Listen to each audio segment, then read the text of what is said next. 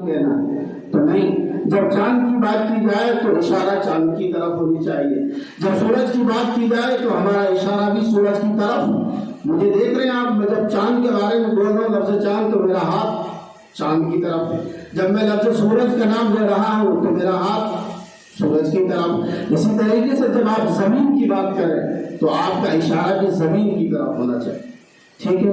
اور اس اشارے کی خوبصورتی ایک اور چیز ہے, آپ پوری ہاتھ کے ساتھ اشارہ کر سکتے ہیں کہ وہ سورج, اس سورج کو اللہ نے بنایا, چاند کو اللہ نے بنایا, زمین کو اللہ نے بنایا. لیکن جب ہم تشہد میں گواہی دیتے ہیں اشہد ان لا الہ الا اللہ, تو اس کی خوبصورتی یہ ہے کہ ہم پانچوں انگلیوں کو نہیں اٹھاتے. کہنے کا مطلب ہے جو قیمتی چیز ہوتی ہے نا اس کو بہت غور سے اشارہ کیا جاتا ہے. فار ایگزامپل ایک کوئی بچہ ہے, یہاں مشرف یا اشرف بیٹھا, میں کہوں گا نام لے کے اشرف ادھر آؤ. یہی بچہ بھیڑ مجمع میں دور دراز میں ہو, جو خوب اچھے انداز میں دکھتا نہ ہو, تو اس کو بہت غور سے کہیں وہ بچے تو وہ جتنی قیمتی چیز ہوتی ہے اس کے لیے اشارے بھی اتنے گہرے ہوتے ہیں. اس لیے جب آپ چاند اللہ رب العزت کی بہت بڑی قدرتی چیز ہے, سورج کو اللہ رب العزت نے بہت زبردست طاقت عطا فرمائی ہے, اسی طریقے سے زمین کو اللہ تعالیٰ نے بہت پاورفل بنایا ہے, تو اس کا اشارہ بھی اسی انداز میں ہونا چاہیے. دوسری بات, جیسے آپ کہہ رہے ہیں کما حق کہو تو اس طرح اشارہ کیجیے. جیسے آپ پوری عالم تو اس طرح اشارہ کر لیجیے. پورے عالم میں روشنی پھیل گئی. ابھی آپ کہہ رہے تھے نا کوئی بچہ کما حق کہو, کیا ایسے الفاظ کو جملہ تھا کہ جس کی چڑھوں کی وجہ سے پورے عالم میں روشنی پھیل گئی. تو جب آپ پورے عالم, عالم یعنی دنیا, تو پوری دنیا گول ہے اس لیے اشارہ ہم یوں کریں گے پوری دنیا میں روشنی پھیل گئی. تو اس طریقے سے اشارہ ہونی چاہیے.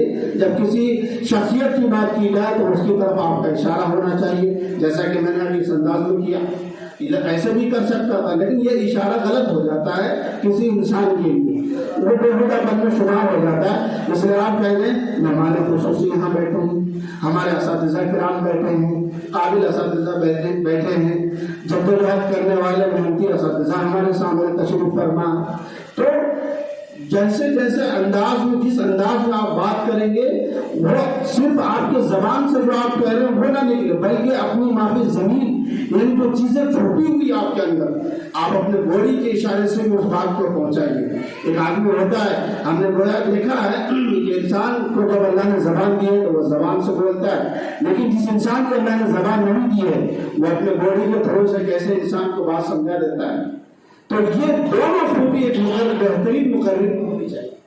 اگر آپ کے اندر یہ دونوں چیزیں آ گئی تو یقین جانیے میدان خطابت کے بادشاہ آپ کہلائیں گے, میدان خطابت کے شہسوار آپ ہوں گے. میدان خطابت میں آپ کو کوئی ہرا نہیں سکتا, آپ کی فتح مقدر ہے. آپ ہر میدان میں کامیابی اور کامرانی آپ کی ضامن ہے. تو ان چیزوں کا خیال رکھیے اور یہاں آنے کے بعد طریقے میں تھوڑا رد و بدل کیجیے, الفاظوں میں تھوڑا رد و بدل کیجیے, آوازوں میں اتار چڑھاؤ پیدا کر لیجیے. میں نے اشارہ کیا, میں یہ الفاظ اس لیے کہہ رہا ہوں اور اس طرح اشارہ اس لیے کہہ رہا ہوں کہ آپ تھوڑا سمجھ بھی جائیں. اتار چڑھاؤ تو اس طریقے سے آپ کے اشارے ہونے چاہیے. اس سے کیا آپ کی تقریر کو چار چاند لگ جائیں گے اور آپ ایک بہترین خطیب میں شمار ہو جائیں گے, اور آپ کی تعمیری شخصیت کا یہ بہترین طریقہ ہوگا اپنے آپ کو پروو کرنے کا, لوگوں کے سامنے اپنی کیپیسٹی کو ظاہر کرنے کا, اور اپنے اندر چھپے ہوئے خزانوں کے باہر نکالنے کا سب سے بہترین ذریعہ یہ ہے.